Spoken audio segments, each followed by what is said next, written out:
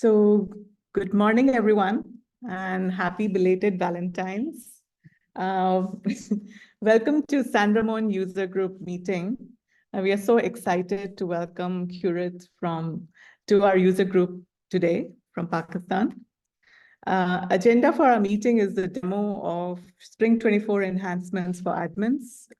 Using AI, you can conduct this search using prompt, like what are the new features coming to Sales Cloud this release for those with unlimited edition orgs. And I tried it in Gemini and ChatGPT, and I got some different responses. So encourage everyone to start using AI regularly, as we don't want to be behind this technological revolution and want to integrate it in our work, daily work. So this session will be recorded and posted in San Ramon SFDC YouTube channel. I will post the links in the chat soon. And all the previous recordings are also posted in this channel, so you can catch up with our previous recordings. Okay, one second, let me share the screen.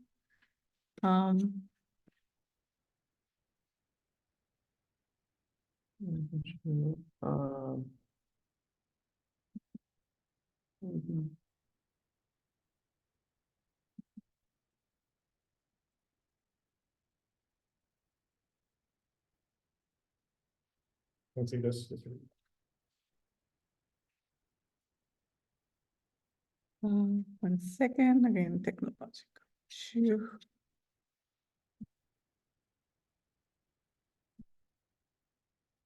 You can stop sharing. All right, that's fine. Okay, there we go. So, yeah, so this meeting is recorded, and I'll also post the links to the next upcoming meetings in the Ohana and the conferences that are coming up.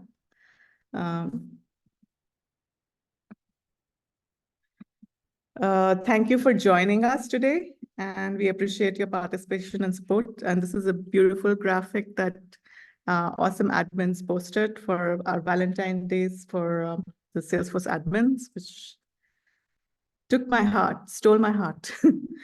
This is a short introduction about myself. I am 16 times certified Salesforce professional, 17 super badges, all-star ranger.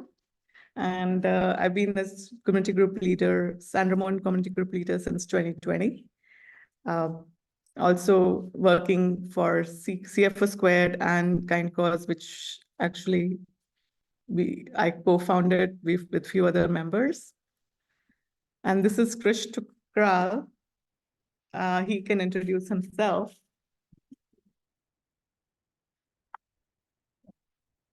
Hello, guys. My name is Krish. I'm currently a Salesforce developer for NPR, National Public Radio, which is a media agency in the US.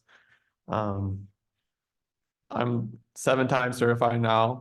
I also spoke at Dreamforce in Dreamforce 2023. I also spoke at Tahoe Dreamin'. Shout out to that conference. It's a really awesome conference near Lake Tahoe. And yeah. Yeah, that's a little bit about us. And these are the QR codes for to follow us. You can take a quick snapshot if you want. The Kindex documentation tool that few of us created on absolutely voluntary basis, but it's very helpful for nonprofits. So this is a screenshot of a few of our meetings since 2020. And I will post the links so you can keep yourself connected with us in Twitter, LinkedIn, and YouTube. And we have our charter group. We can join there as well. These are some of the house rules. This session is being recorded. Mute your mics unless to ask a question. Post a question in the chat. We will monitor it. Ask questions, participate, network. And if you find something really interesting, please feel free to post in Twitter using the handle San Ramon SFDC, and on LinkedIn, tag us hashtag San Ramon SFDC. These are some of the helpful tips that I've gathered. If you finish this Road to Trailblazer quest by March 5th, you can win some exciting prizes. I was surprised by a voucher code this time for finishing a quest. So I highly encourage you to give it a try, the quests. Then I also saw in Salesforce Plus wonderful presentations on release management best practices. So you can go through those. Is basically the session. It helps you to understand efficient release management, seamless software deployment practices, and how the organizations optimize these release processes to and improve customer satisfaction. And there's also wonderful first time, in fact, it's the first time that Salesforce has released Salesforce Spring 24 demo release videos. They're like short, under 2-minute videos. We can grasp the release really quickly. So you can go through these links that I've posted in the deck, and it has all those helpful links. There's also release in the box link and release readiness deck link. All are attached here. And get hands-on with the Spring 24 with the developer org, and that is also linked here. So there's also 5-day data cloud developer org, which is only, but it helps you to get a cloud, which is one of the pillars of Salesforce, AI, CRM, AI data. So those are the pillars. So feel free to get your hands dirty into the data cloud. So anyone hiring or looking for work, please let us know. We'll keep our eyes out and send you some resources or any tips or any openings we see, we can share those with you. And this is like kind of the timeline of how the releases work, 6 weeks before the general, before being generally available. And you can see the release notes starts coming in, and then 4 weeks before generally available, pre-release trial orgs are given to us, and then, all these, this is a timeline. And let's move on. Poll time. I always forget unless I put the slide here. So that's why. Let's do a quick poll. Launching this, please feel free to, can you participate as well? Or, oh, I guess, yeah. Please feel free to participate, everyone. It's very quick, but questions, but we get to know about you all.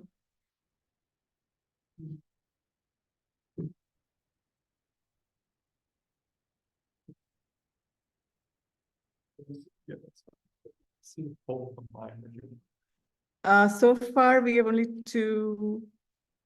I can see the poll. No, I'm saying she's still logging into. Oh, Yeah, I didn't, but I don't, how long will this be called Okay, that's good. to do that? Thank you. That's okay, yeah. no. Yeah, it's just a poll, that's fine. In person, it's harder for the poll. Yeah. As we go along, we get rid of the old hybrid people, only in person, fun stuff. Yeah. That's not really used to be before. All right. Used to be hybrid. We have 9 out of 16 participate so far. Can everyone participate? It would be nice to know everybody's demographics.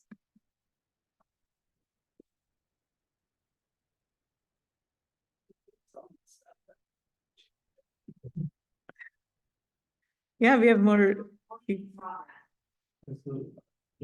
sure, turn this on. Yeah.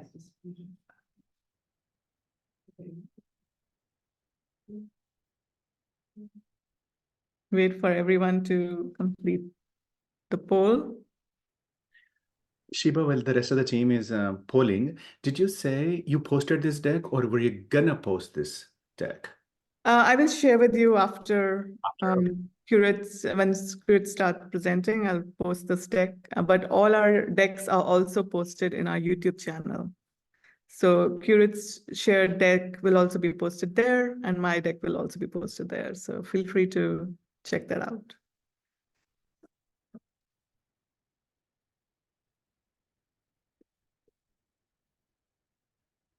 So we have, yeah, still going.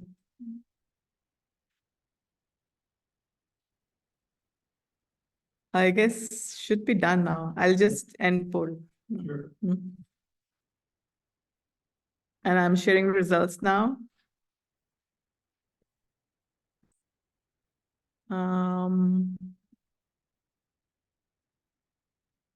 Where is the? Don't see the results. I think it was- Okay, yeah. It is 14% from, so 2 people from San Ramon, 5 from California, 5 from USA, 1 from Asia, 1 from other. I'm the other. Okay. Yeah, there's some more. And There's a few results. 79% of us are admins, 21% other.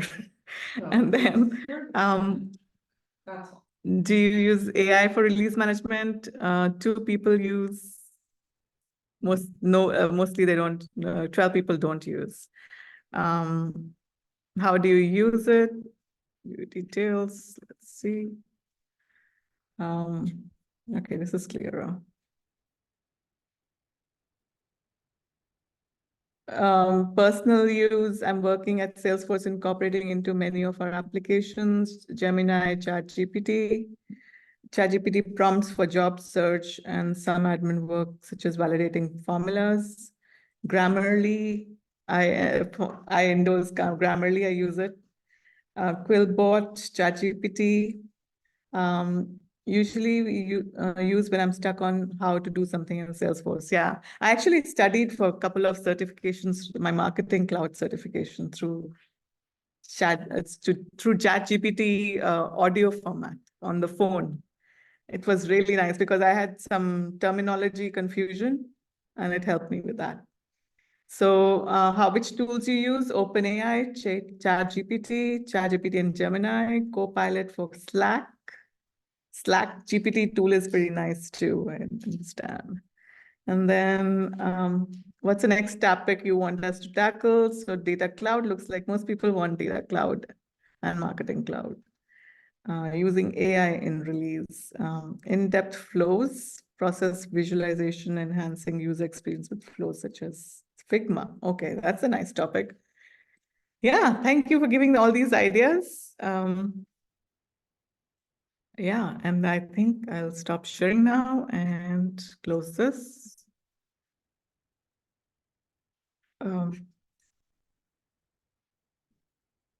And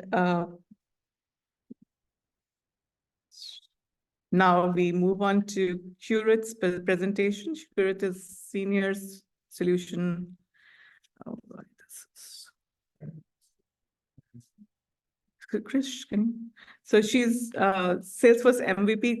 Qurat, can you give us your full introduction? Welcome, so much. Welcome, warm welcome to our group. And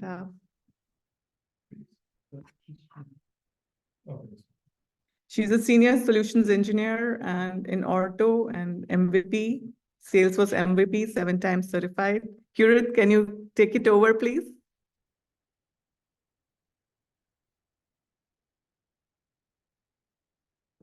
Hello, Qurat.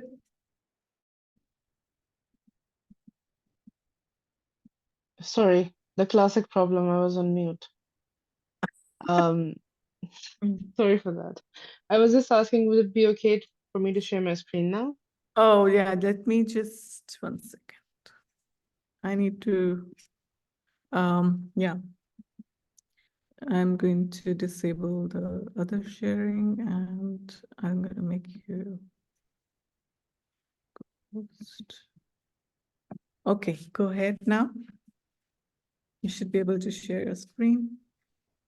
Thank you. Let's stop share.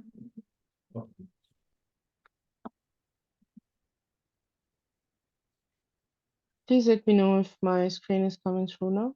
Yes. We can see. Awesome. Thank you, Sheeba. Let me put it into slideshow. Thank you everyone for taking out the time to join us today. On a Saturday, I know everybody has plans, so I really appreciate that. Today we'll be going through some admin enhancements and also a couple of flow enhancements that are available in Spring 24. Again, there are a lot of things that are available, but we will be just going through a few in today's session. So for the introduction, my name is Qurat, but you can call me Qurat as well, which is a shorter form of my name. I actually started out in 2017 with my first job being a support and a QA person. I was fresh out of university and I was not really sure what Salesforce is. I got hired and initially I thought probably I got myself into some kind of selling scheme. I'd be cold calling people or something like that because that was my first impression after I had Salesforce. But then after working for a while on the platform, I stumbled across the community because I was watching the live stream for London's Calling and I figured out that, okay, there are tons and tons of people out there and not just me working on Salesforce. And that really opened the floodgates of opportunity for me. I have progressed in last 6.5 years, and right now I'm working as the senior solution engineer at Ortu. Ortu is an ISV company of Salesforce, which means we have App Exchange offerings available. And at the moment, I am managing the operations for one of our apps that Ortu has. And my role really revolves around being an admin and kind of a consultant role where I have to work with our customers to set up their solutions and supporting them through the go lives. I'm be, Besides my job, I'm really passionate about building a community, and especially in Pakistan, because there are a lot of talented women here, but there were not a lot of opportunities. But I saw that opportunity with Salesforce. So back in 2020, I started the Salesforce Women in Tech group in Islamabad, and that has been running for a few years. We're building a very engaged and vibrant community here in Pakistan. I'm also the co-leader for Pakistan Dreaming, which is the community conference from Pakistan, and we've been running it for about 3 years now. And initially it was virtual, but last year we went in person. It was like mind blowing to see all the people under one roof. And we were also visited by Salesforce people, which again really helped us in making more visibility for Salesforce and also connecting the community in Pakistan with the global community, which in my understanding is really important. And that is one of the reasons that I'm here today talking to you from 7,000 miles away. And as part of this initiative and the community initiatives, I'm also working as a Salesforce instructor with a couple of nonprofits here in Pakistan, which are more focused on teaching young girls and women about Salesforce, because again, it gives a lot of opportunity for people who don't want to code. They can build excellent solutions just by clicks, and that's really empowering. So that is a part of my journey as well. So because of all of these contributions, so far, Salesforce recognized me in 2022 as one of the first MVPs from Pakistan, which was quite a milestone for me personally, because when I started out in 2017, I was really struggling to see representation of women like myself, somebody from Pakistan, somebody who looks like me, but I didn't see a lot of people back then. But I was not sure that throughout this process, I would become the representation, sorry, for other people. And we have seen that once people can see other people like them, the action actually gets accelerated. And we have seen a lot of more community leaders coming up, a lot of people who are giving back to the community. Although our community is still pretty new, but there's a lot of talent and a lot of will to change. So I'm really excited to see where it goes. Again, you can connect with me on LinkedIn. I've added the QR code here. If you have any questions regarding the session, and otherwise, I'll be really happy to help.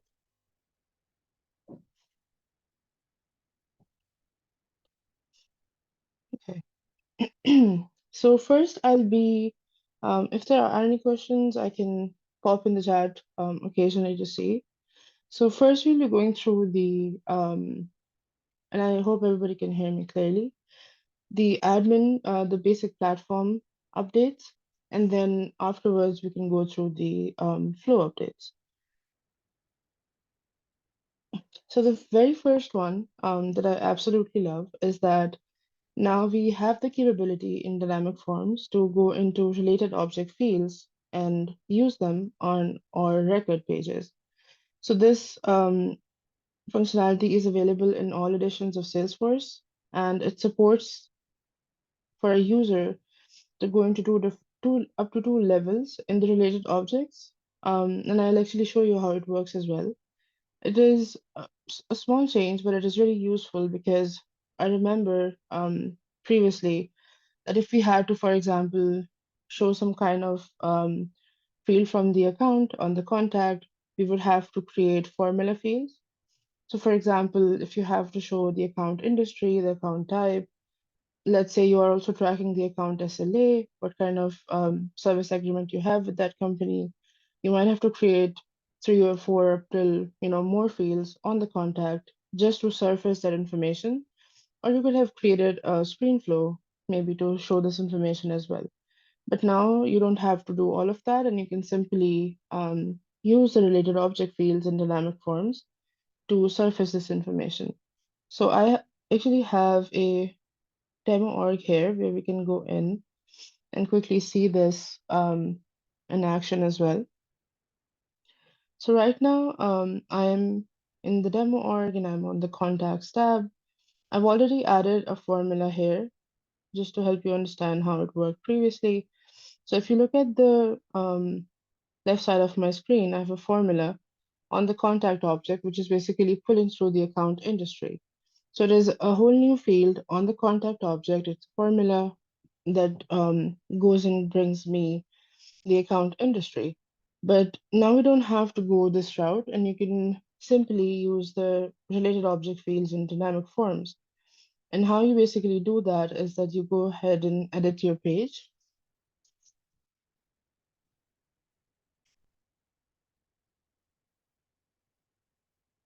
And in here, you can go to fields, and you can see it shows you all the fields around here. But for the lookups, now you have the caret sign. So it basically says that you can go further in to this object. So if now I have to bring in the same industry field, I can simply click in here, go to my page where I want to add this particular information, and then let's say I'm looking for adding industry. I can simply grab it from here and add it here, and that's all I have to do to surface the account information on the contact without having to create any formula fields. Just a heads up here is that if you don't have dynamic forms enabled or set up for the object, you might not be able to use it. So make sure that is already done. So I'll just go ahead and save this change, and then we can quickly go back and see how it looks like.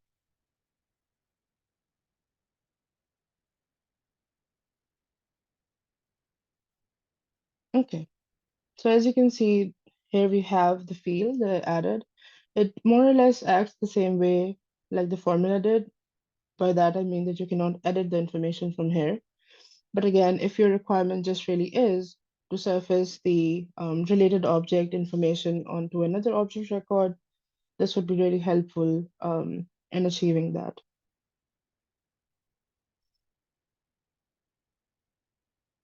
And there are a few things to be mindful of as well. So the first thing that you can go up to two levels of relationship. So for example, if you were on an opportunity and you said go to the account and then go to the parent account. So these are kind of two hops into the relationship. So you can do that, and that's how much it supports. But if you have any relationship fields that are polymorphic, what I mean by that is that sometimes we have a relationship field. It could be a lookup that supports more than one object.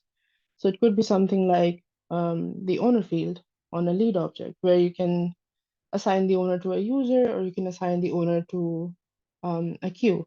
So since it supports multiple objects, so those kind of fields are not supported in this new functionality. But otherwise, if you have a simple relationship field, you can go ahead and use that to bring in information to other records in Salesforce.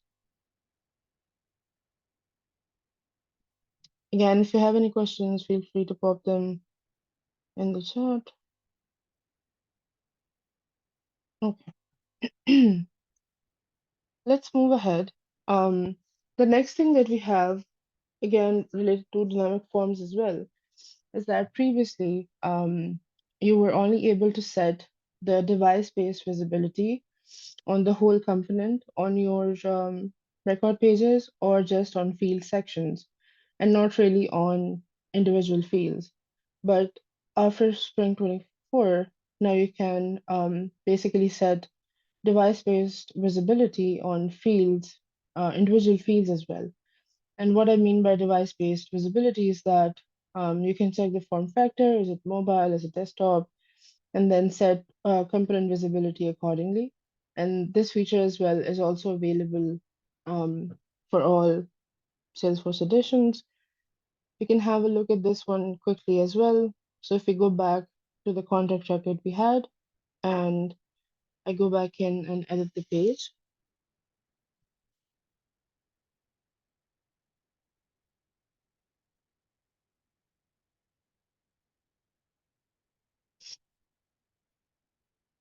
So if I go in and click on any of the fields here, you can see I have an option to add filters on the right side of my screen.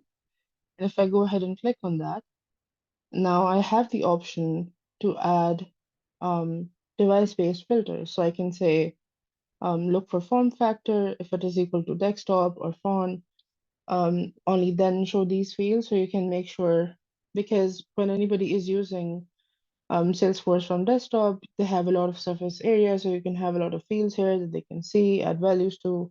But if they're using it on the phone, you might want to make sure that only the fields that are related for their work from the phone are only surfaced, so there is not a lot of clutter. The UI is simpler for the users to use, and also it's take lesser amount of time to navigate through all of those fields.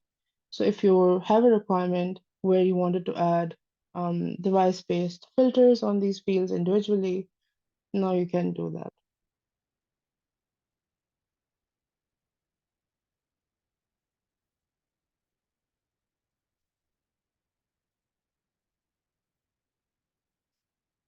Awesome.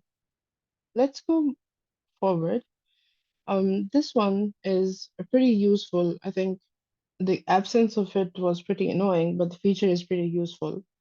And what this is that now you can change the dashboard ownership either on one-to-one basis, which means you can change the ownership for one dashboard at one time, or you can go ahead and change the ownership for multiple dashboards in bulk. This was not available previously. So for instance, let's say I was working for Appy Cloud and I decided to leave the company, but there were 50 dashboards that I created and I owned. What the company, Appy Cloud, would have to do then would be either they would have to clone all of those dashboards or recreate them so they can assign them to the new owner or the person who needs to see those or own those dashboards, which was, as you can expect, would be very time consuming and a lot of extra work for the admin or anybody else who's managing those dashboards, it would be. But now what you can do is that you can simply change the ownership of the dashboard without having to clone it or recreate it. It's pretty simple straight away. You can do that. And you can also do it for dashboards in bulk. I can quickly show you how it looks like. So if we hop back into our demo org here and go to the dashboards section, I have a demo dashboard right here. If you look over to the right side, and if I click on this downward arrow, you would see that there is a new option here called Change Owner. So I can click on that, and initially it tells me that whoever you select would be the owner of the dashboard, and they would get edit access to the dashboard folder as well automatically. And if the running user for the dashboard is no longer active, this new owner would become the running user of the dashboard as well. And if I go ahead and choose myself because it is just me in this demo org, again, the message gets updated, kind of the same thing, but it is addressing you directly. And if you want to send an email notification to the person that you're choosing here, you can do that as well by just checking this checkbox right here. So this works on one-to-one basis, but if you have to update dashboard ownership for multiple dashboards, what you can do is that you can go to the app launcher right here and look for the analytics tab.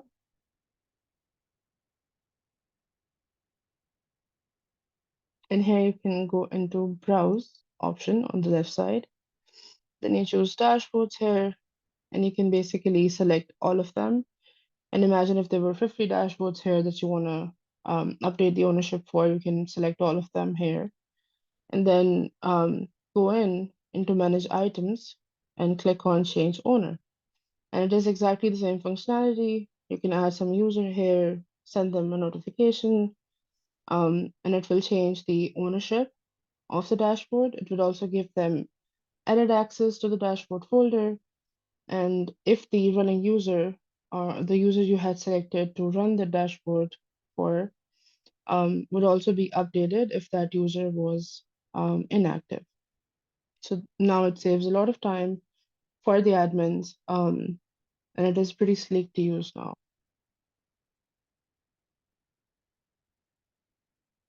Again, if there are any questions, feel free to pop in the chat. Otherwise, I'll move forward. So previously, we had the option to add rich text, which is basically text that you can format, add colors, change text sizes, and images in the dashboard in Summer 23 release, but it was only available in the unlimited and performance editions for customers, but it was not available for all the editions of Salesforce. But after Spring 24, now this functionality to be able to add rich text or images in your dashboards is available for all editions of Salesforce. And they're pretty handy if you are creating dashboards where you want to add, maybe you want to add company logo there for some reason, or you want to add some text there. So you can really customize it as you need. I can quickly hop back in here and I can show you how it just looks like. So if I go into new dashboard here,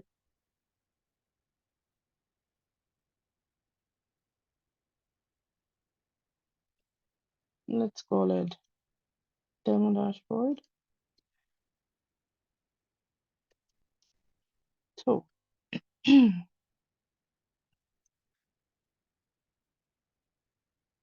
now when you click on add widget, you can see these options where you can either add a chart or a table for a report that you have, or you can simply add a text or an image to your dashboard. If you choose text, you can write something here.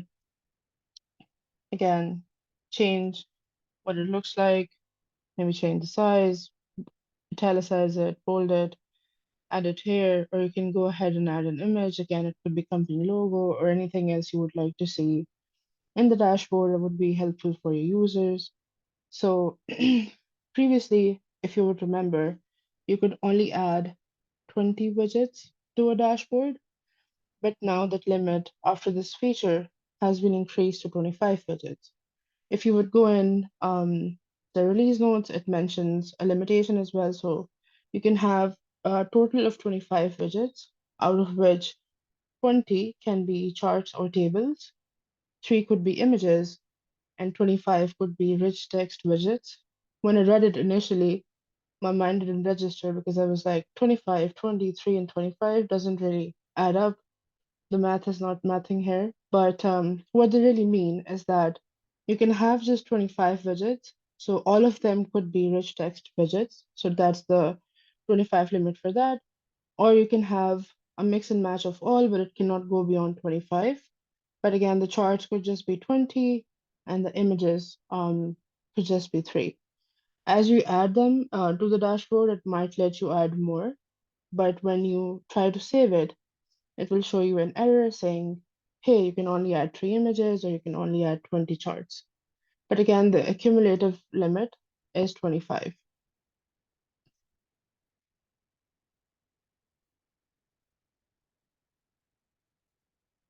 Okay. So the next one is also something to do with the dashboards. So previously, we were able to add, I believe, up to 3 dashboard filters. So if you have, let's say, a whole pipeline created on the opportunities, you can go into the dashboard and add filters. Maybe you want to see the whole dashboard by stages, region, type, but that was all you could do.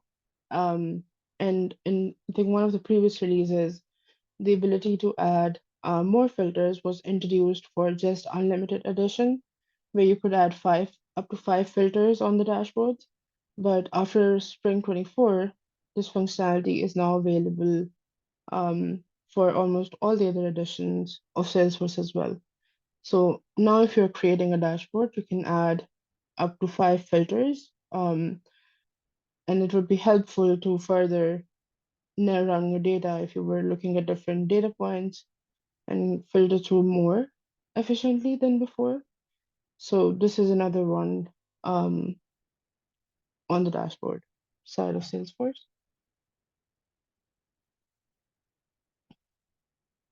Okay. So the next one is a simple one, which is again that in the reports now, you can really go ahead and, so if you are creating a report, you can add different columns in there. But previously, if you had to move them around, you would have to do it one by one. But now you can really go in and select multiple of them at the same time and then move it to some other position. So if, for example, you are using a report and you just want to sort the columns up, it is, not a tedious job anymore to move them up and down one by one. You can select multiple and then just move them around at once. It's a comparatively smaller change, but again, can really increase the usability for somebody who is creating a lot of reports in their day. Next up, all of you might have seen the intelligence view on accounts, leads, contacts in your org after the Spring 24 rollout. So what that does is that it automatically gives you filter options. So for example, if you were creating multiple different list views, saying total accounts or accounts with opportunities or something like that. So it automatically has all of those options. So you don't have to create all of those list views, and you can simply switch to the intelligence view, and that would be enough for you kind of go through it. But you can still create your own new list views as well if needed. And it is kind of a compact solution, so you can stay on the same page and then, hop onto the records as well. More like we had split screens before, like the split list view, but it shows more data points and it is kind of more intuitive to use. The account intelligence view is still being rolled out for customers after Spring 24, but it would be completely available for everybody by March 5 or March 5th, 2024. And similar functionality you would see on the contacts. Again, you can see engagement metrics. So what are the contacts that have emails and other information? We can also hop back to our demo org and quickly have a look. So this is what the intelligence view for contacts look like. And if for some reason you want to go back to the previous view, you can just move over to the right side of your screen and you will see an option there that says list view. So you can just click on that and it will take you back to the normal list views you had. But again, if you want to hop back into the intelligence view, you can just click on the intelligence view button here. So it shows you total accounts, accounts with no activities. So basically that the accounts that don't have any activity completed, idle accounts, no upcoming activities, overdue, due tomorrow. So if you were previously manually creating list views for all of these things, you don't have to do that anymore, and you can just use these options to filter through.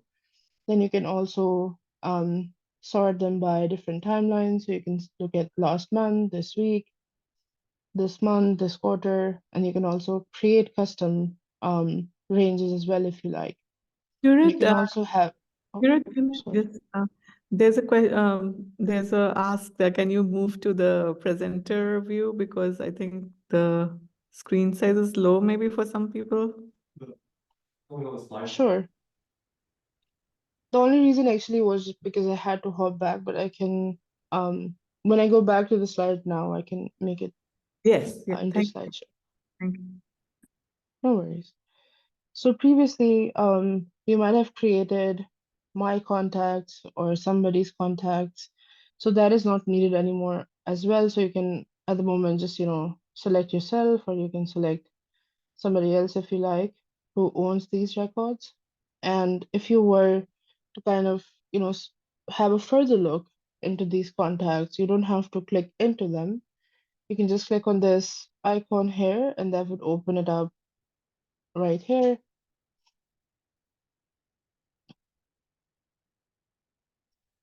And from here, you can see what kind of activities are happening on these accounts, if there are any meetings coming up, if there were any emails.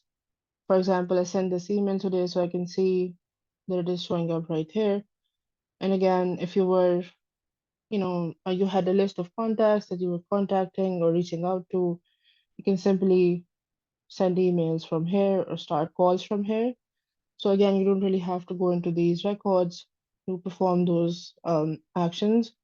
It is very interesting, saves a lot of time and effort, because you can definitely create list views, but as they grow, it becomes harder to manage them. So the intelligence view really brings everything into one place, and it makes it easier to kind of use it and then do the outreach as well if needed. And you will find this exact same thing for the leads as well. And again, covers almost the same points. If you have some confusion around what all of these things are, most of them come in with the help text. You can have review that. Otherwise, there's documentation available as well in the release notes if you need them. Okay. So I'll start the slideshow again. So next up, we have permission set groups, and permission set groups are now available for all editions in Salesforce after Spring 24. And just in case some of you might not have used permission set groups, so I added this image here which explains how they work. So you have profiles in Salesforce that you use to give the baseline access to your users, but then you can extend that access using permission sets in Salesforce. But if, for example, let's say you have a sales user, Elliot, and Elliot needs 3 or 4 different kinds of permissions, you can create permission sets for all of them, but then having to go in and assign them one by one could be quite counterintuitive, and you might have to spend a lot of time making sure do they have all the right type of permission sets. So that's where the idea of permission set groups come in. So you can create groups based on job roles or any other criteria that you have. So you can say sales agent needs, let's say, 3 permission sets. So you can add them to a group. So next time you have somebody join in your sales team, you can just go ahead and assign them that one permission set group instead of having to keep a track of all the permission sets and then adding them for that user. So this functionality now is available for all the additions in Salesforce.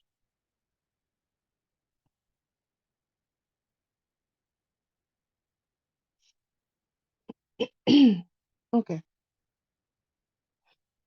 So previously, if somebody was assigned a permission set group or a permission set was part of a group and somebody ended up deleting it, Salesforce would not show any issues. So it could happen that a permission set group is assigned to the sales user, but somebody accidentally deleted the permission set itself. So it would just get deleted. So you can understand if that group was, let's say, assigned to 200 sales agents, that would just mess up everything, their permissions and so on. So what Salesforce has introduced now is that if you try to um, delete a permission set that is not that is assigned to a user or directly or through a permission set group, it will show you an error. So you don't do that. But you can still delete a permission set if it is not assigned to somebody or if it is not part of a permission set group in Salesforce.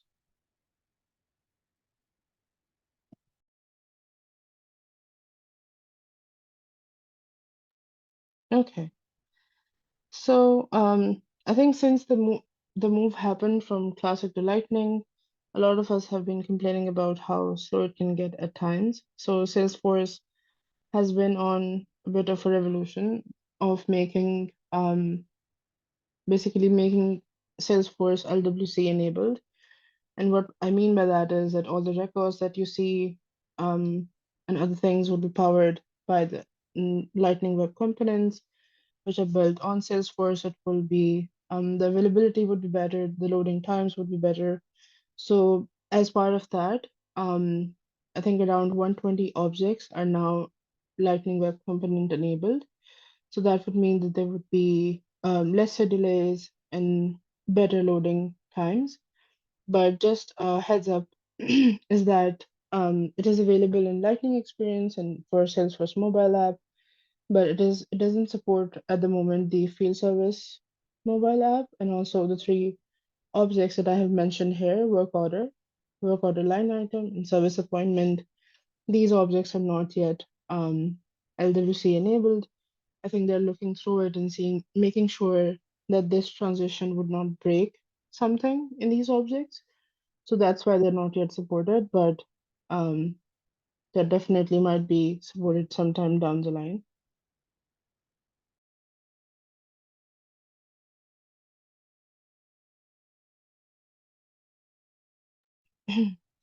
Okay, so that was all for the basic platform admin updates, and I will also share the Trailhead module at the end that you can have a look at. But again, I think Sheeba also shared the Salesforce release in a box that you can go back and have a look at if you like. So for the flow ones, I have 3 different updates that we can go through, and I have a demo prepared for 2 of them that we can have a look at.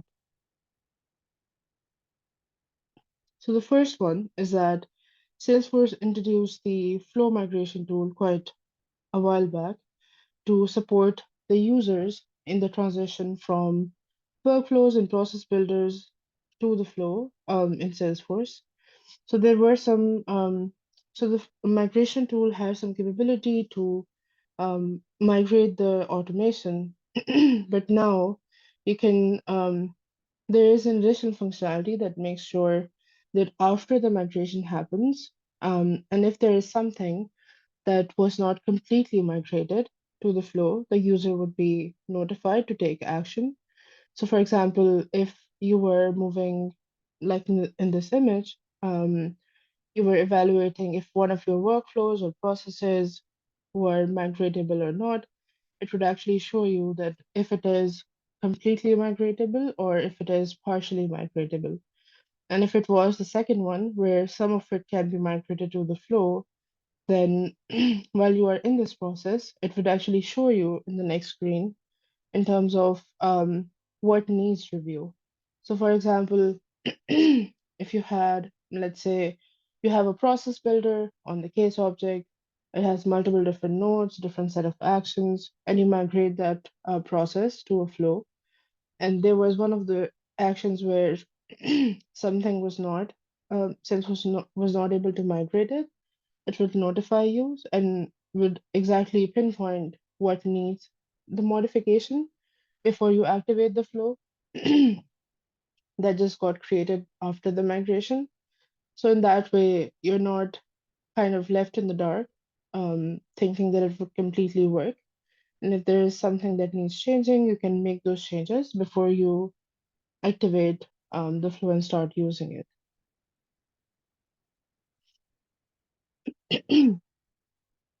So the next functionality here is absolutely useful. Um, how many of you have used screen flows to gather some kind of information from your users? You can probably do a thumbs up so I know. Please raise hands or thumbs up to know yeah. So Awesome. we have, yeah. Awesome. So then it might have happened in some situations where you wanted to gather some information multiple times. So it could be that you are asking the user for, let's say they are just filling a form for multiple different leads they want to create, or you're gathering information about some kind of user's preferences. So they say, I like this as well, like this as well. I want to partake in this course or that course. So any data point that you were gathering from your users multiple times, what you would have to do is that either you create a screen and then loop through it multiple times using decisions and screen flows or something else, or you might just have to add that field multiple times on the screen to help the user add those values. So a very common, um, so I'll just have to go out of the slideshow and into Salesforce. So a very common, I can share a use case that I had at work. So let me just navigate there. So at work, since we're working with customers, each customer is taken as a project. So we are working with a customer, we are implementing something for them, and then each project can have a team of its own. So I had to create a solution where, so I have kind of replicated that those objects here. So I have an object here called project, then I have a related object called team or team members. Um, and what I had to do was that these team members can have different roles. So somebody could be a developer, someone could be an implementer, and other roles as well. So we had to make sure that we have an easy solution in place where by whoever is managing the project can add the team to the project easily. So I created a screen flow where I had to ask for who is the member and then what is their role. At the start, we just had, let's say, 4 roles. So I had to add person role multiple times on the screen, or I could just loop through that. But that was not a very good solution considering sometimes I might just have to add one person to the team. Sometimes I might have to add 5. So there was not a lot of flexibility there in terms of setting it up. But now Salesforce has the repeater capability in the flow, whereby you can create a component which can be repeated. So you can, if you wanted to add, if you wanted to use something multiple times, you can add it to the repeater component, and it would actually work the same way. So I have created the flow, which I can show you in a minute. But first we can see how it works. So I have a project here called demo project, and then I've created a simple object teams, which takes the team member's name and then their role. And I have a button here, a quick action, which is calling the flow that I have created. So if I click on this add team button here, you can see it's asking for the team member name and the role, but there is something interesting here where I have an add button as well. So if I had to add more than one people to this project team, I can simply click on add and you would see that the whole component gets repeated. And similarly, if I just had to add to one, I can stick to that. So if I go ahead and add, let's say Josh here, let's mark Josh as a developer, then we have Sarah. Sarah is a developer as well. Maybe I want to go ahead and add more people.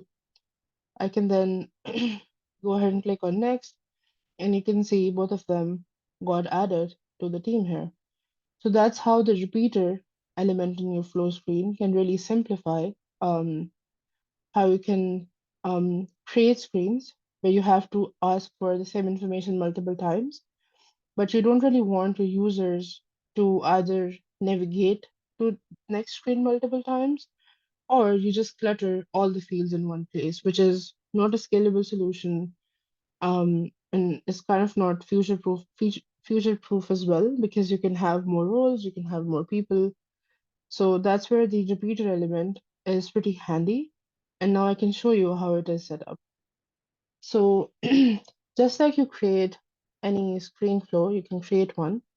And when you're configuring the screen element, you can actually look inside the components and search for repeater. So when you are here, you can just drag and drop it on your screen.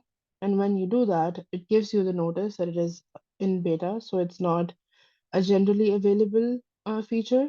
So it asks you to look through the agreement from Salesforce.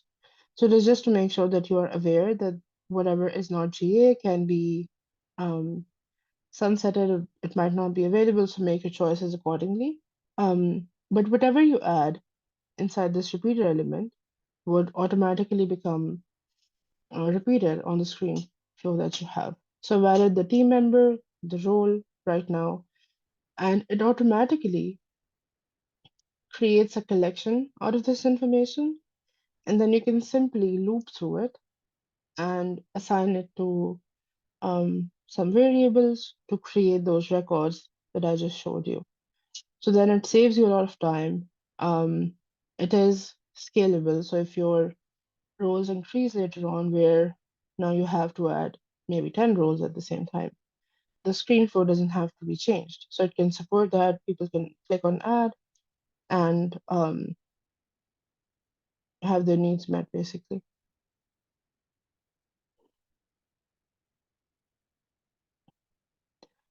And the last flow feature, which is pretty simple again, but super useful, is that I'm sure all of you have heard about reactivity in flow and how you can have different fields that can create reactive formulas. But now we also have reactivity available in text templates in the flows. And what I mean by that is that if, for example, you were showing some information on the screen flow and you're adding some information on the top, in this example, they are building an email for the users and they're adding the wish, the goal, and all of those things. And it automatically get added to the text template that you have in the flow. So I've created a simple demo for that as well here. So it's pretty simple. You can add all the fields that you want the user to add the value to, and then you can add a display text in your screen flow and add those fields as resources here. So now if I go ahead and debug it,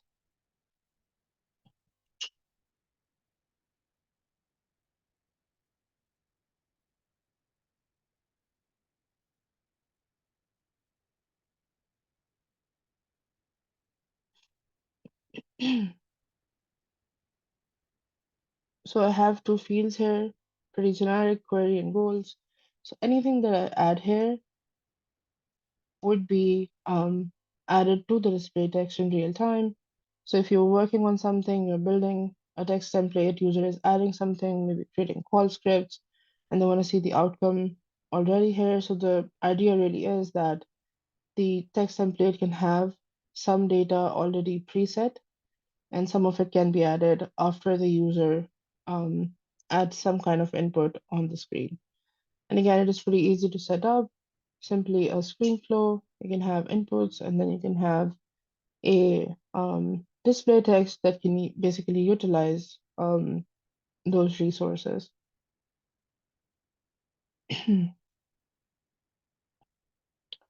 think we have a question here as well that is around, do we know what Yes, there was one Yeah. question. Do we know So what yeah. do we know what impact would be for dynamic page layouts with this new shift to LWC support? Yeah. So the LWC support really is to make sure that the pages are loading better. Again, it is how it works in the backend. A developer might be able to answer that better. But in my understanding, it really supports the dynamic forms that we already have. And it is just that all of it is migrated to Lightning Web Components that are built for Salesforce. So the availability of those records is better, they load better. So I don't think there would be any negative impacts as such, but just be better usability for the end users.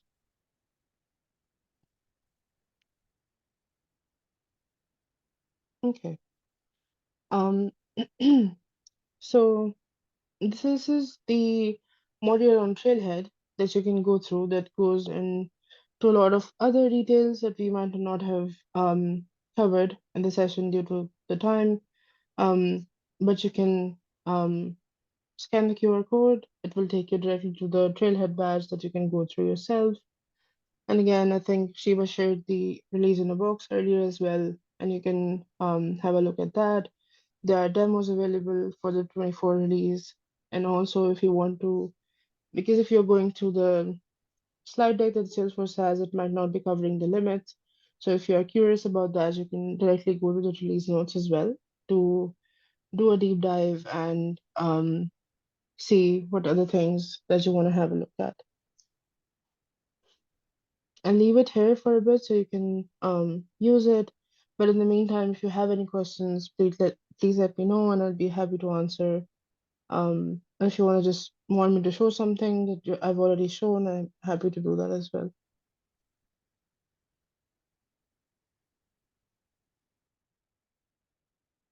Anyone have any questions on what was presented?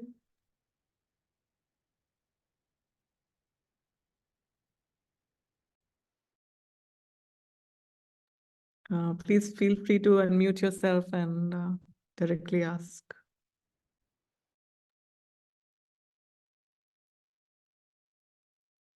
Qurat, nice presentation. Thank you for sharing those details. I just had one question on that intelligence view. What Sure. objects are supported for that? I'm pretty curious about case though. So right now, as I understand, it is supported for accounts, leads, and contacts, but they might have plans for other objects later. But at the moment, I could see it available for these 3 objects. Thank you. No worries. Thank you.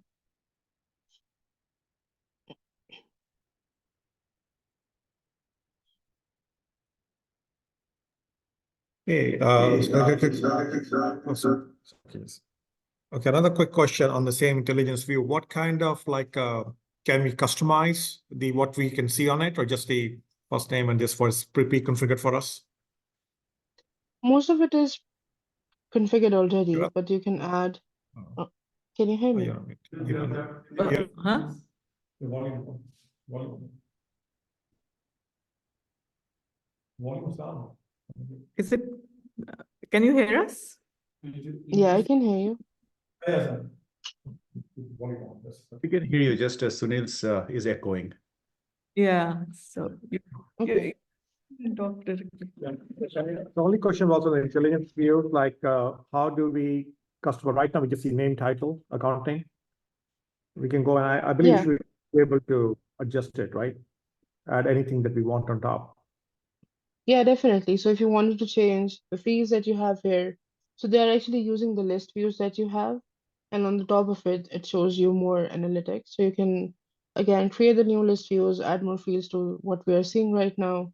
But the other options like, total contacts, what you see on basically on the blue banner, they are not configurable right now. So they have these options available. Some of it is configurable, like you can add a custom range for the created or these things, but you can still use the standard list view controls with the intelligence view if you need. All right. And at the bottom, can we adjust those or no? Like the name, right now we just see name, title, account name, activity. Can we have additional? We should be able Yeah. to add. Yeah, we should be able to add more, right? Yep. Okay. Yeah. Got it. From right here. Thank you. Sure. Quick question. This is Danush here. Is there a way for us to, like, without clicking that intelligence button, for us to give this view directly to the end user? I think it is enabled by default for everybody in contacts now. So it will be available for users right away unless they want to switch back to list views from here. Okay. Okay. Anyway, as of now, they can always switch back to the older view as well, right? That's correct. So if you see this option on the top right, the Mm. list view, you can just click on that and it will take you back to the older times that we all Sure. know for now. Sure. Thank you. Thank you. Thank you, Jana. If you have any questions, please feel free to pop them in the chat.